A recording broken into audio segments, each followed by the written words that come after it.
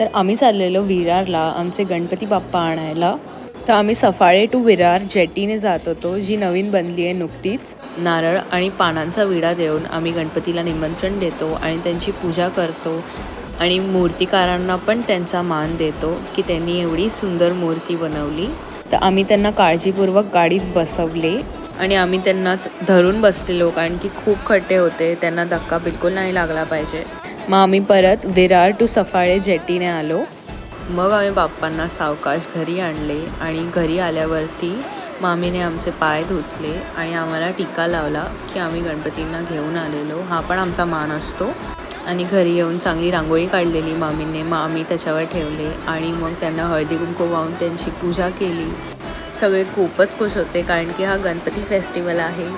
मग आम्ही गणपती बाप्पांचं घरात आगमन केलं. फायनल डेकोरेशन व्हिडिओ लवकरच येईल, त्यासाठी